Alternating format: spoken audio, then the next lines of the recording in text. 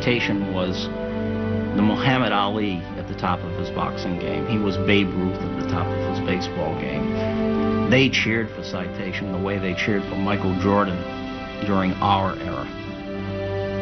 Turf wise men consider Citation as the horse of the generation, the greatest American thoroughbred since the immortal Man of War. I never did see him live on a racetrack, but I've seen him in those old gray, black, and white film, and I get chills. It reminds me of the days of racing, that when you went to the backside of a racetrack and you talked to the trainers and the hot walkers, and you could ask them who the President of the United States was. And one of them might say, I think it's Herbert Hoover. All they worried about were the horses and who was going to be saddled up today and who was going to be the winner. After he won the Triple Crown and before Secretariat came along, people were thinking, oh, the Triple Crown's too hard. We should change the distances, maybe lengthen the time between races. It's too difficult to do. Secretariat has opened a 22-length lead. He is going to be the Triple Crown winner. Here comes Secretariat to the wire. An unbelievable, an amazing performance. He hits the finish 25 lengths in front. You could look at Secretariat and say, there's a real racehorse. Citation was a horse that didn't look like a killer, but he was so well put together, so well coordinated. There wasn't any flamboyance at all to the performance. He didn't try to win by any great amount of lengths or anything like that. He just went out there and beat everybody that showed up. From 1947 to 1951, Citation won 32 of 45 races, finishing just once out of the money. But more than his record, it was the big colt's unremitting will to win that made him the most popular horse since Man of War. I mean, this horse did things that no other horse had ever done. He won 16 straight races at one point. He ran 29 times in 2 straight years. He was 19 for 20. As a 3-year-old. This horse must have been built out of titanium. He was called Big Si, but around the barn they never called him that. They just called him the horse, the big horse. You saw those rippling muscles. You saw the power within him. When he was off the track, it was power contained, and when he was on the track, it was power released. The flying legs of Citation. Jockey Arcaro calls for speed, and the great young thoroughbred starts running away. Citation not only was a great horse, he had impeccable breeding, tremendous confidence in himself, but he had the advantage of being in a great stable. Citation was born and raised at racing's most exclusive address, Calumet Farm. Located in the heart of Kentucky's bluegrass country near Lexington, the stable produced 6 horses of the year and 4 Kentucky Derby winners in the 1940s. Citation always symbolizes the great Calumet glory days. They dominated American racing and breeding like no other outfit has or ever will again. Calumet Farm is what a horse farm would be in the movies. It was unbelievably luxurious. Calumet Farm was U.S. Steel and the New York Yankees in horse racing. Every time that Calumet Farm sent a horse to the track, people thought that could be the next great horse because it came from Calumet Farm. That's how good that farm was. Calumet Farm was a sports dynasty because they devoted their entire effort to raising and racing horses.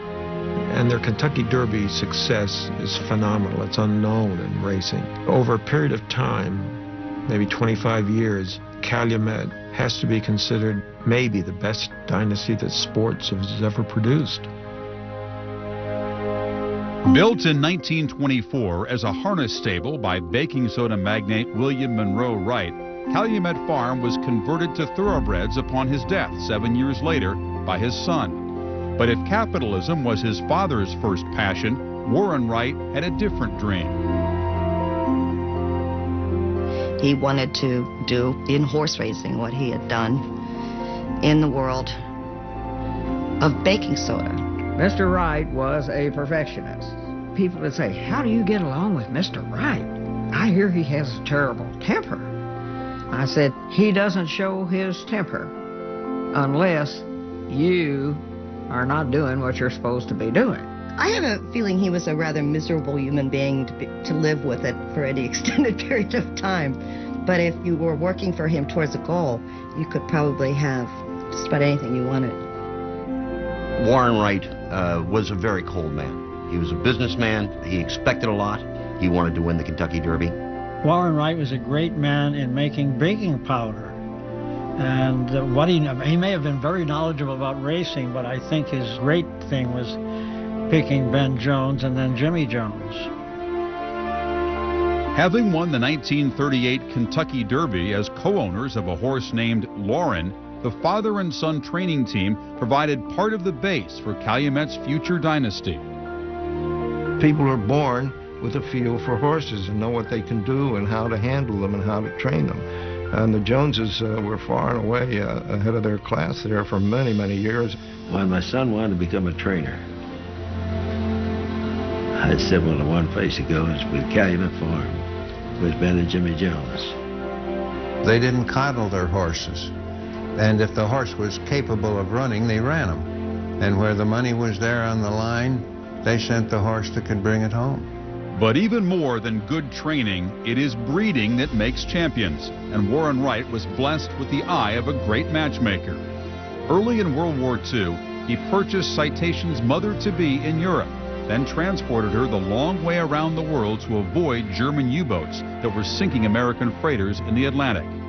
In Kentucky, the mare, Hydroplane II, met the male of her future in Calumet's breeding shed. The reason the dynasty was what it was not necessarily through the acumen of Ben Jones or Jimmy Jones, his son. The reason for that dynasty is they had a sperm factory at Calumet Farm that was second to none. And it was all based upon the genetic gift that was given to the great Bull Lee. People just wanted to breed to him. He had the bloodlines that snared their interest for their mares. As long as Bull Lee's ability to sire remained strong, they were dominant. But when Bull Lee's blood started thinning out, so did all the Calumet progeny.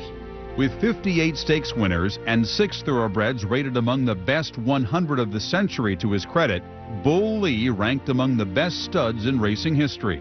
In 1941, one of his sons, Whirlaway, experienced a shaky start with a certain jockey also destined for greatness.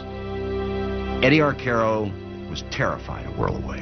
And Ben Jones, to get Eddie's confidence back one time, said, I'm going to put this blinker on, and I'm going to sit on this pony, and you take Whirlaway, and you go between the pony and the rail and me and go straight. And Eddie said, I don't think so, Ben. And he said, got my word, it'll work. Arcaro says, well, if he's game enough to sit there on that pony while I'm going at him, I'm game enough to try it, and sent him right through that hole in that workout, went on and won the Derby. In 1941, Whirlaway gave Warren Wright his first Kentucky Derby victory, then went on to become racing's 5th Triple Crown winner. Thus began a decade-long dominance of racing that included 3 more Derby winners. But the largest jewel in Calumet's crown was not born until 1945.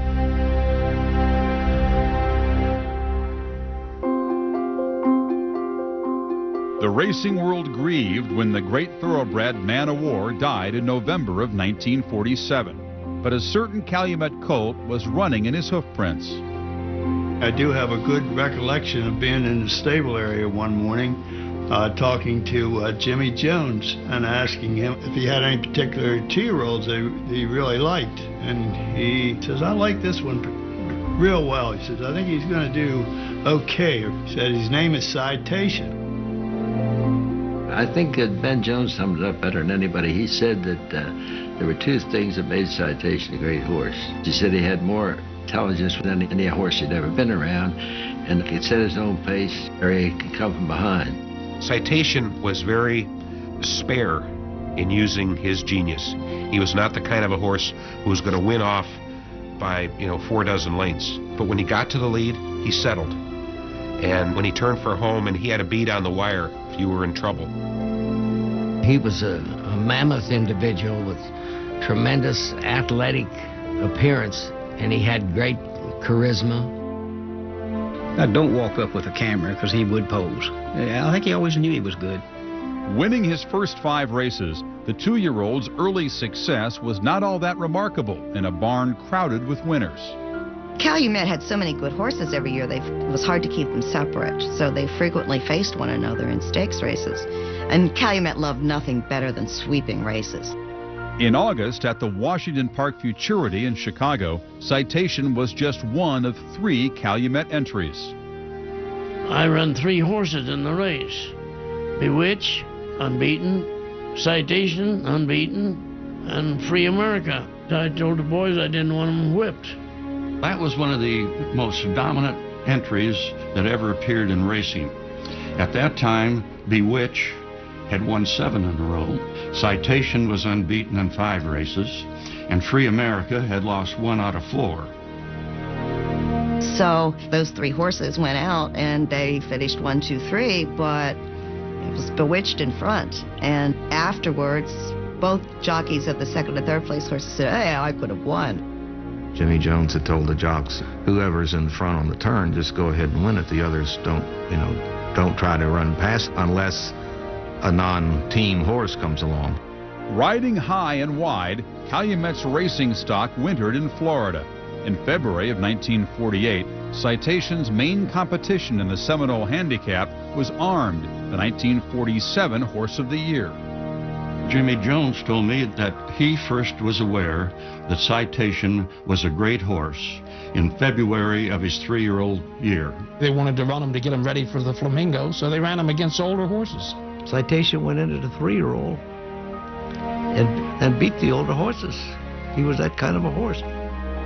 Citation came out going 7 furlongs and 1:23, the fastest time of the season at Hialeah Park. It would be like a high school football sensation, graduating from high school and the next season playing for the Green Bay Packers and being an all-star the first year. They probably thought Ben Jones was crazy running a 3-year-old against older horses. But up till that time, nobody would do it because you figure you don't have a chance. You're not seasoned enough, not mature enough. Citation could do anything. He beat those horses and didn't have any problem doing it. Citation distinguished himself against older horses. And that's when they knew the real shot at the Triple Crown. Citation stayed on the Derby Road, winning the Everglades Handicap and the Flamingo Stakes. With 12 victories in 13 races, the horse called Big Cy was also building a reputation for his young jockey, Al Snyder. In 1948, Al Snyder was undoubtedly within the top 5 jockeys in the United States. He'd gotten hooked up with Jimmy Jones during Citation's 2-year-old year, and Snyder rode Citation 9 times and he never lost on him. He was the regular rider for Calumet at that time, and he was headed into the greatest year of his career, and I think he was as good as Arcaro. Arcaro, he was the master. Albert Snyder was going to be as good as him, maybe better. Jimmy said, this is a great horse, and you're going to ride him all the way now. The kid said, oh, cool, but I got this big fishing trip I've got to go on first.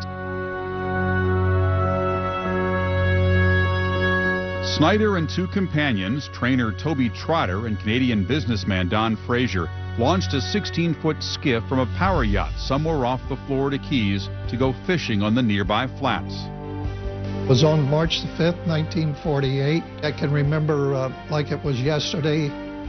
The storm blew up, turned very black, the wind blew hard, rain, and it lasted just about an hour. I've talked to people who live in the Keys, who fish in the Keys, and they say that this water, especially if the wind comes up, it can be very treacherous. The fellows on the bigger boat figure, well, they're going to head to Sands Key for protection. They were about a mile or a mile and a quarter away from the big boat, but they didn't come back in, and it got dark. Well, then these guys on the boat started to get worried. When the seas had calmed, Snyder and his companions were nowhere to be found. The next day was begun a huge search by airplane and boat, and the Coast Guard involved, and this search went on for a couple of days. It was almost a week until they found the skiff about 10 miles south of Everglades City. I saw the boat.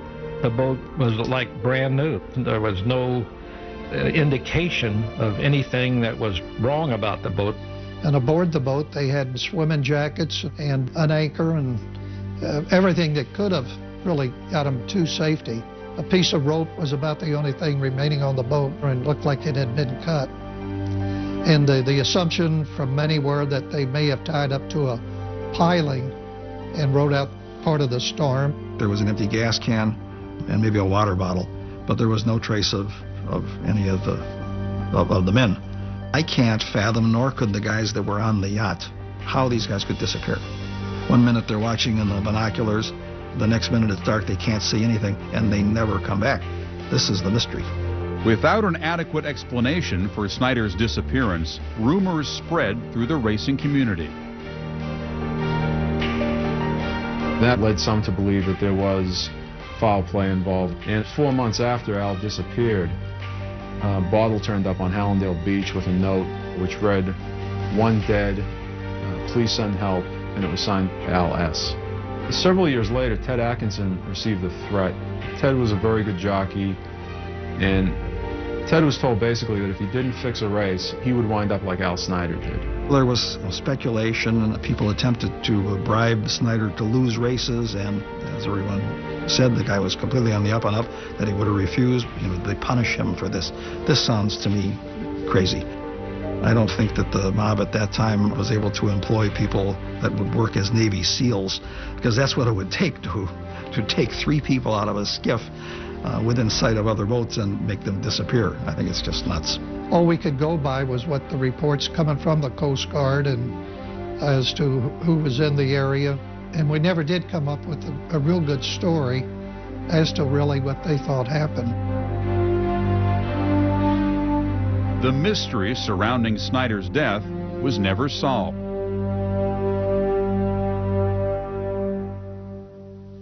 Loss of Al Snyder, Calumet Farms set its sights on racing's greatest rider, 3-time Derby winner Eddie Arcaro.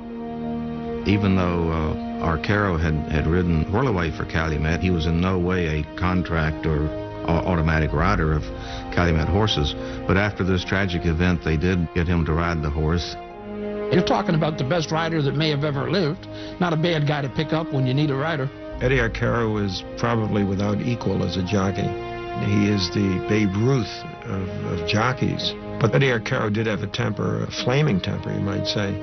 He was belligerent. He was almost mean in the race. When he was starting out, he had talent, but he had a terrible temper. And he was set down for a year for doing damage to another jockey. He had been crowded coming out of the gate, and he was mad all the way around. When he caught up with the fella, he slammed him into the gate. When the stewards asked him, "Did you mean to harm him?" He said, "No, I meant to kill him." Eddie had great charisma, and when he and Citation teamed up, it was quite a spectacle. They captured everybody's imagination. And Eddie Arcaro on Citation was a horse who knew his worth, ridden by a man who knew his worth. When Arcaro and Citation made their debut as a team in April 1948, their separate star powers were not aligned. He came back to ride the Chesapeake Trial Stakes at Havre de Grace, and it really wasn't that much of a field, but the horse ended up having to go out in terrible mud. Some say that Citation didn't get off to a good start. Other people say he was forced out coming around the far turn into the stretch. Citation came on with a terrific rally, but just as they were getting into the late stretch, there was another horse who bore out and took Citation with him. He shouldn't have lost, but he was the best horse. Everybody knew it, but he just happened to get beat by Racing Luck.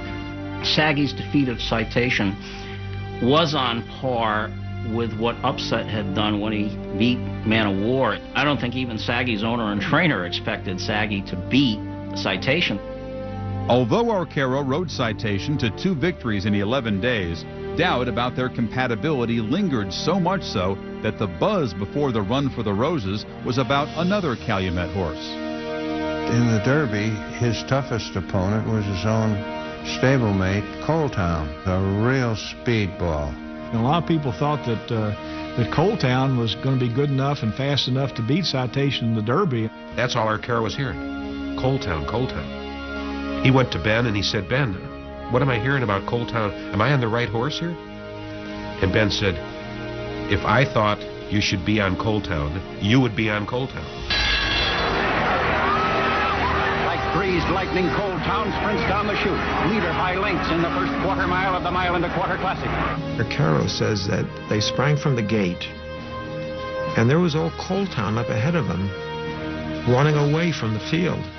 He said, and Coletown kept getting smaller and smaller in the distance. And Eddie thought, I'll be darned, I'm on the wrong horse. Coletown was quicker, and he was leading until the far turn. Citation was moving up on him.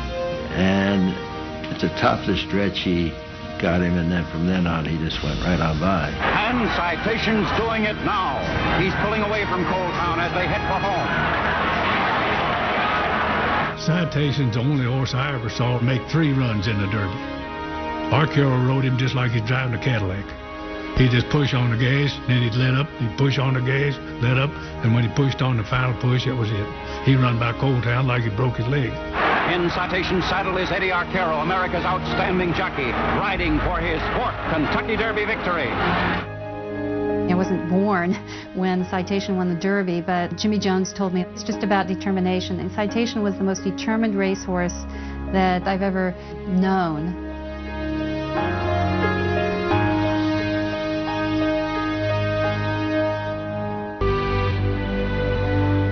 After beating Coletown so convincingly in the Mile and a Quarter Derby, Citation headed for the second leg of the 1948 Triple Crown, the Preakness. After he won the Derby and beat Coletown, I don't think anybody was too anxious to go on to Baltimore and try him, especially at a shorter distance. The horses that ran against him in the Preakness they were counted out before they put the entry in the entry box. It was no contest. And they're off, and let the Devil's Red of Eddie Arcaro on Citation immediately go for the lead. The horse just did what he had to do in the Preakness. He didn't have to run any faster than he did, and he just galloped the last half mile. In the home stretch, Eddie Arcaro lets Citation loose. Gets the run for the Black-Eyed Susans, and the Calumet Colt pulls away all alone. And all set to run away with the Triple Crown. Colossal Citation. With 4 weeks until the 3rd leg of the Triple Crown at Belmont Park, trainer Jimmy Jones surprised more than a few of his peers by entering Citation in the Jersey Stakes. Today, they're always worried about tiring a horse. Will he make it to the Belmont? Will he be all tired out from winning the Derby and the Preakness? Citation ran in between the Preakness and the Belmont. You'd probably be kicked out of the Trainers League if you suggested something like that today. You might lose your job. Ben Jones believed that the best training for a horse was in a race. They raced horses. They didn't train them as such. I think he knew that the horse probably needed to race, and I think that he just picked up the race to keep him on edge and to get ready to go a mile and a half. Everything had been so easy for him, he didn't see why they shouldn't pick up a little bit more money down in Jersey. You're still asking a lot. To go a mile and a quarter, a mile and 3/16, a mile and a half, something your horse has never done before. It's just asking a lot of a horse, but Citation was not your everyday horse. After winning the Jersey Stakes, Citation was trailered to New York's Belmont Park. And while the great horse stood on the brink of racing history, America was rediscovering its bright side. During the war, racing was cut out. When it came back in the late spring of '45, after Germany surrendered, people just packed the tracks. The baby boom was just sort of getting started. People were trying to learn how to be human beings again. After World War II, Citation was one of the first great heroes. He was just like Valentino or Gable, and he elicited passion from people who were interested in sports at that time. Citation was perhaps even more popular, if you can imagine that, than Secretariat, because in Citation's day, a greater percentage of the public focused on thoroughbred racing. Citation was the first great horse to be on television. Man of War, after all, was only in flickering movies. And Citation made many people think about racing because people who don't bet or go to the races can be caught by the nature of the great animal. Part of America still had streetcars pulled by horses, and so they related to horses in a way that we don't do as much anymore. Citation's popularity swelled with each tick of the hour before the Belmont Stakes. By post time, the nation was focused on the odds-on favorite. Arcaro was so confident he unknowingly tested the winds of fate. Arcaro now has a horse that has won 2/3 of the Triple Crown, and he has no reason to believe that he won't win easily. And he responded by saying, "The only way I can lose this race is to fall off the horse." They see Citation stumble as he gets away on the rail. So what happens? The horse falls out of the gate, goes to his knees. Arcaro comes up out of the saddle, is able to gymnastics himself back into it. I think his thoughts at the time he came out of the gate and the horse stumbled and he went over, he would say to himself, "Why the hell did I say that?" But Big Cy gathered his legs and hit his stride, taking the lead at the quarter pole. Past the first mile marker along the backstretch, it's still Citation pounding ahead of the rest of the thoroughbreds. It really did seem as if somehow the rest of the field had run into a wall and he went through a door. In the stretch to the wire, he's 8 lengths ahead of Phalanx. Galloping easily, he's headed for his 23rd victory in 25 starts and the pot of gold at the finish. Citation, Horse of the Year. Citation's Triple Crown was as easy as there's ever been, probably the easiest Triple Crown has ever been. He had 6 horses in the Derby, 4 horses in the Preakness, and then 8 horses in the Belmont. And I've had a lot of Derbies with 19, 20 horses that start just in the Derby. I don't think too many people were interested in running against him. On top of the racing world, Citation was not done, not by a long shot.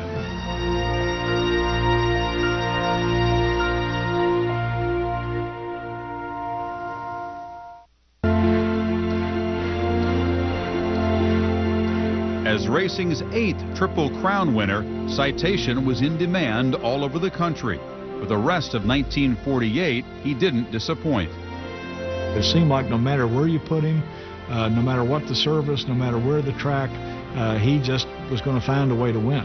Citation would be in a clump of horses going around the first turn, and then suddenly it was as if they stopped and he went on. He broke hearts by emerging this huge burst of speed, and then Eddie Arcaro would just sort of gallop home on him with the rest of the field, wondering why they'd ever bother to start at all. He'd just sort of start making it his own move. By the time he got to the quarter pole, he'd be pulling even with the leader, and then he'd just blow them away. Citation shows his class. Watch him move up along the outside. First a nose, then a neck. And Calumet Farms, ace 3-year-old, takes the lead. He could run on the front end. He could run from behind. He could stalk. He seemed to be able to turn it on whenever it was necessary. You could move him 3 or 4 different times in a race. He was not a 1-run horse. He was not a 2-run horse. He was a 4 or 5 or 6-run horse. Citation was like Joe DiMaggio. Joe DiMaggio never ran hard for a fly ball in his life. He just seemed to be there when the ball came down. This is the way it was with Citation. He was running hard and well all the time, but he ran evenly and smoothly. He would be Fred Astaire as opposed to Gene Kelly. When Gene was dancing, you always saw the power in his legs, and Astaire was just bouncing lightly around. Citation was Fred Astaire. Most racehorses have 1 great maximum effort in them. Some have 2. Well, apparently that didn't happen to Citation. He ran all the races. He danced every dance. And he did not get tired. He did not get cramped. He just kept winning. Heading for home, Eddie Arcaro goes all out to set a new record, and Citation takes it all in a breeze. By this time, Citation was getting as much ink in the paper as Babe Ruth would have during his heyday. It was quite a glory day for the sport as well as Calumet. This horse had his own private railroad car, okay? And his railroad car would be brought into some place, and he would be absolutely surrounded by photographers and people holding newsreel cameras and print reporters writing down his every step. For my generation, it's like when the Beatles came in. By the end of the summer, Citation had won 9 consecutive races, saving his best for Belmont in the early fall.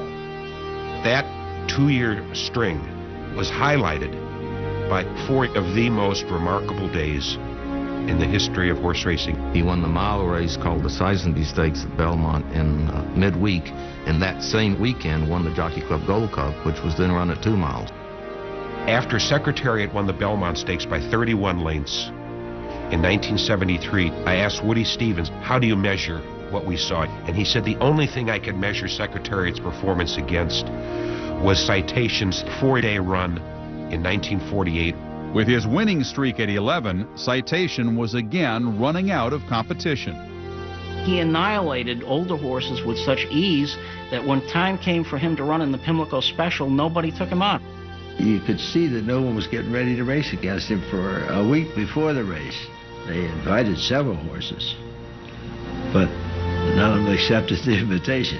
Arcaro held him very strongly going all the way around the track, and when he came into the stretch, he just couldn't hold him anymore, and he just let Citation go, and he went through the final 3/16 in something like 17 4/5 seconds, which is extraordinary time, and he did it running by himself. By the end of the year, Citation, a winner of 15 straight races, stood alone. By the end of his 3-year-old year, he was a national hero because of what he did and the way he did it. He never seemed to have anything at all that bothered him about the circumstances under which he had to perform. The remarkable thing about Citation's streak was that where it was placed, in the sense that it was in a must-win situation, particularly with the Triple Crown. And yet, he sort of did it so easily. This horse should have been dead tired, but he wasn't. He was such an iron horse. Here's a horse who in a period of 2 years not only won 27 of 29, but he also ran on 10 different racetracks. He must have had a heart that weighed almost 20 pounds. Huge of heart, no doubt, but other parts were weakening under the strain.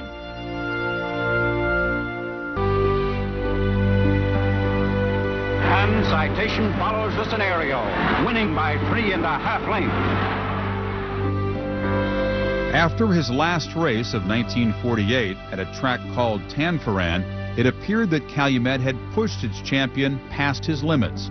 Trainer Jimmy Jones discovered the iron horse was not fit. A few days later, he came up sore, and eventually it was confirmed by a veterinarian that he had the same problem that Jimmy suspected he did, which is an ocelot. And an ocelot is just a horseman's expression for a calcium buildup. And he did get an ocelot. Jimmy Jones treated the injury and rested him until further notice. During the layoff, Jones and owner Warren Wright were criticized for racing Citation at Tanforan when it was revealed that the track had been in poor condition. The Tanforan strip had boggy spots from a runoff on a hill, and they had filled the boggy spots with concrete to stabilize the track surface. So in other words, this tired but nevertheless gallant, courageous, noble horse was out there running on a paved highway. By the time he might have been ready, it was not worthwhile getting him into racing form, and they skipped the whole year. Jimmy very openly said, I got greedy. I went to the well one too many times. I should have sent this horse on vacation after the Belmont. Here's a horse who won 19 of 20 starts as a 3-year-old, swept the Triple Crown. Had he run as a 4-year-old, might have gone on and become the greatest racehorse of all time. Pain due to the injury sustained at Tanforan, Citation hit the track again in January of 1950, winning his 16th straight. Without it ever being said, everybody really expected him to be the same old Citation. They had their fingers crossed. When he came back, he was a little bit diminished. He still had the heart, but didn't have all the physical qualities to go along with his heart. A horse, if he reaches his peak as a 4-year-old, he's 5-year-old when he came back. And I think as a 5-year-old, they're going back a little bit. When horses like Citation miss a year and they gain weight, when you return them to training, you can never take off all of the weight proportionately that you put on. And so you end up with a perfectly balanced running machine that is no longer perfectly balanced. Carrying up to 23 pounds more than his opponents, Citation won only once more as a 5-year-old, finishing second in his 7 other races. Hampered by injury, the most durable champion of his era was beginning to break down. He just didn't get around as fluidly after his injury as he did before the injury. We're talking about Citation 1 and Citation 2. And Citation 2 was a very good racehorse, but he was almost non-peril, in my opinion, as a 3-year-old. The horse really didn't deserve to be on the racetrack at that point. The difference between his record as a younger horse and an older horse is like night and day, but he wasn't a quitter no matter what the circumstances. Mr. Wright was ill. He had cancer. He was dying. And the horse could become the first millionaire. And that was something to keep Mr. Wright going through the last days. Mr. Wright was on his deathbed, you might say, and he wanted him to try to win $1 million because nobody had ever won it. See, it should have been home. He should have been breeding. Everybody in America wanted him to win $1 million. That was the mentality then. Make this horse win $1 million. Jimmy held him together long enough for him to win some important races. But Warren Wright became obsessed with the magic of this great racehorse. And he wanted them to keep him going as long as he could. Following Warren Wright's wish to become a millionaire, Citation lost a lot of races that he never should have lost. With Citation just 61,000 short of the $1 million mark, Wright died in December of 1950. Rested for 10 months, Citation returned in April of 1951 to fulfill his late owner's hopes. Jimmy Jones took the aging racehorse to California to run for the money in front of ever-increasing crowds. Everybody was rooting for him. They wanted him to break the $1 million mark, and they thought that he could probably do it, and he took charge the way the old Citation did. By July of 1951, only one race stood between Citation and the $1 million mark, the Hollywood Gold Cup. And there they go, 10 thoroughbreds for 1.25 miles, $100,000 to go to the winner. He just opened up on them, and you knew nobody was going to dent it. And the crowd really went crazy when he came across the finish line. Citation wins to send his earnings more than $85,000 over the $1 million mark. You can't end your career any better than that. It's like ending it with a grand slam or something. Here's a horse who missed the chance to go out gracefully, who missed the chance to retire while he was on top of his game, and still managed to go out a hero. When he went across the finish line, nobody knew that that was going to be his last race.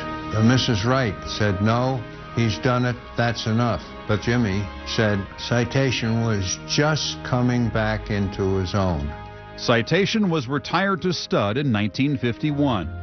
It was not until 1973, 3 years after Big Si's passing, that another horse, Secretariat, won the Triple Crown. I think that Citation was the greatest racehorse since Man o' War, and the greatest one until Secretariat, 25 years later. So Citation rightly is the landmark between Man o' War and Secretariat. He probably was a bit underappreciated because Calumet had had so many great horses in the 40s that he kind of came along and here's another Calumet champion. Had you been able to put Secretariat in 1948 and put Citation in 1973, I'm confident that Citation today would be remembered every bit as affectionately as Secretariat. Somebody asked Jim Fitzsimmons, what do you think of Citation?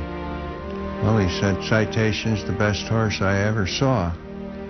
and I saw a man of war. For Citation to win 16 races in a row is a feat that ranks in sports with Joe DiMaggio's 56-game hitting streak, or the Lakers winning 33 in a row.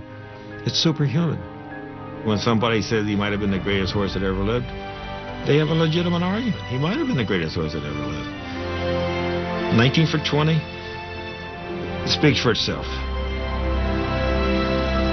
Jimmy Cannon once wrote about Citation. If they went to Citation's grave today and played a bugle, the call to the post over it, Citation would break out of the ground and beat everything else that's around. And there's a lot of people who still feel that that's true.